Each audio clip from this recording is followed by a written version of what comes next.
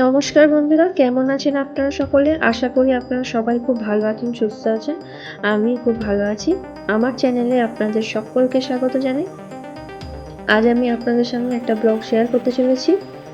শীত শেষ হওয়ার আগে আমরা একটা মন্দিরে গেছিলাম। সেই মন্দিরটার নাম হলো নীলেশ্বর মহাদেব টেম্পল। এই টেম্পলটা কোথায় অবস্থিত এটা আমি আপনাদেরকে অবশ্যই জানাবো। তার আগে শুরু থেকে শেষ অবধি পুরো ভিডিওটা দেখতে থাকুন।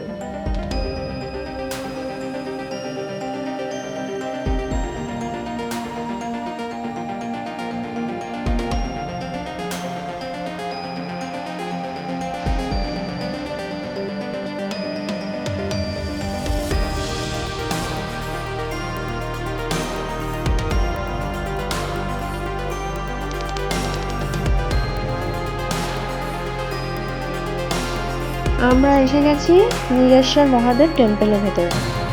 এই মন্দিরটা হরিদ্বারের ঠিক কাছেই। চণ্ডী দেবী মন্দিরের থেকে 5 মিনিট এগোলেই এই নীলেশ্বর মহাদেব টেম্পলটা আপনারা দেখতে পাবেন। একটু বাঁ দিকে ঘুরতে হয় জঙ্গলের ভেতরে। চণ্ডী দেবী মন্দির দুদিক দিয়ে যাওয়া যায়। একদিক দিয়ে হচ্ছে রোপওয়ে করে, আর একটা সাইডে হচ্ছে পায়ে হেঁটে।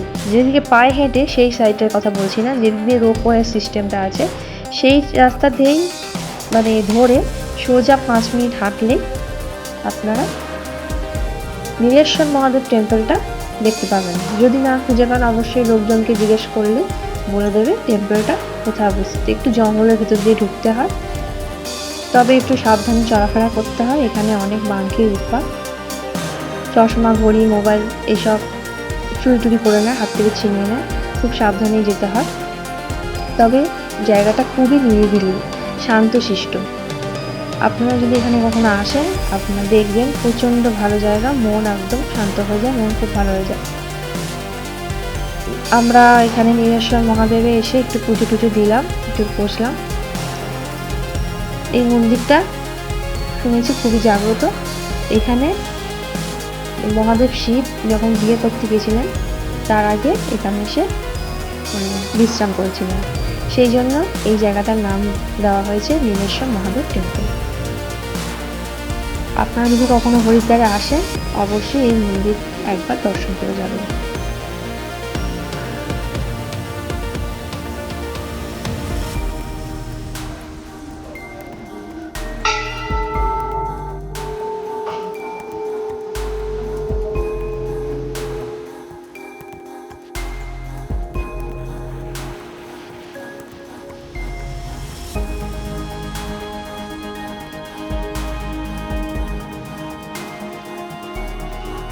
এই মন্দিরের সামনে একটা খুব বড় না, মিডিয়াম সাইজের একটা আমলকি গাছ আছে। সেই আমলকি গাছ থেকে অনেক আমলকি ঝরে ঝরে পড়েছে। আমার মেয়েকে দেখছেন খুব আনন্দের সহিত আমলকি পোড়াচ্ছে। তবে মাংকিরাও অনেক ঘোরাফেরা করছে, তো সাবধানে দেখে শুনে মেয়েকে বলছি আমলকি পোড়াতে। মেয়ে আমলকি তুলতে ব্যস্ত।